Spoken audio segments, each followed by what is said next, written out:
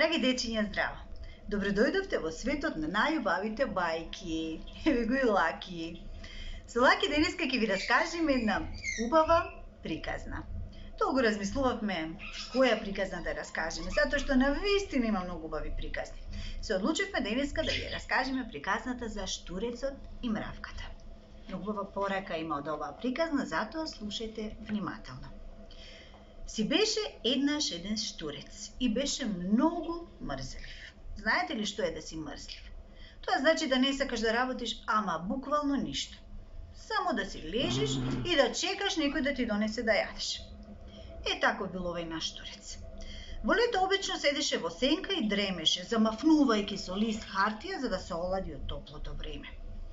Така се разладуваше од горештините и буквално не работеше ништо. Често си размислуваше колку е среќен, колку животот му е него убав. Им се подсмеваше на вредните мравки и гасениците кои што собираа храна за зима. Премногу е топло, драги пријатели, за работа, а и животот е поубав кога се одмараш, велеше штурецот, смеејќи им се на нивната работа. Очигледно штурецот мислеше дека вечно ќе биде лето. Ајде да видиме понатака. Еден топол ден и рече на една мравка: оставија работата, другар. Ајде да се забавуваме и да уживаме во животот. На мајката мравка им беше наредила на сите мали мравчиња да не го слушаат штурецот. Им кажа дека не е убаво да се одмара кога има работа. Ке има време и за одмор, но сега треба да се собере храна за зима, им велеше таа. Убав совет делила мајката, но дали ја послушале? По летото пристигна есента. Мравките и понатаму вредно собираа храна и си правеа за солниште. А штурецот? Што правеше штурецот? Тој и понатаму свиреше и пееше. Но, се прашувате ли до кога пеел и свирел штурецот? Слушајте внимателно.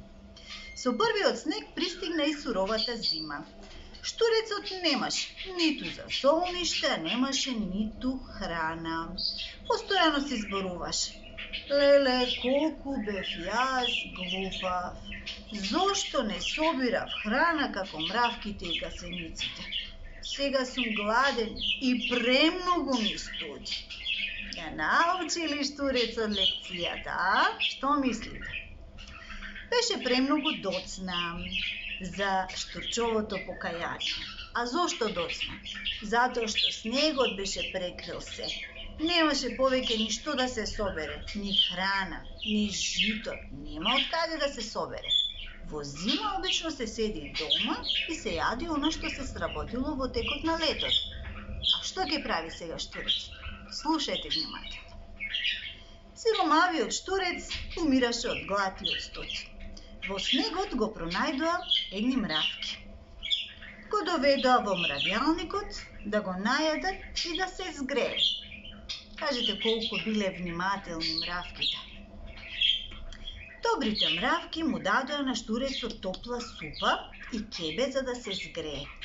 А мајката мравка со прекор му рече: се надевам дека сега свати зошто мора да работиш кога е време за работа. Доколку во летото собираше храна, сега немаше да гладуваш. Штурецот беше посрамен. Сите ги замоли да му простат и им се заблагодари на помошта. Им свиреше и пееше на добрите мравки, советување дека повеќе нема никогаш да биде мрзелив. И разбравте ли пораката, драги дечиња?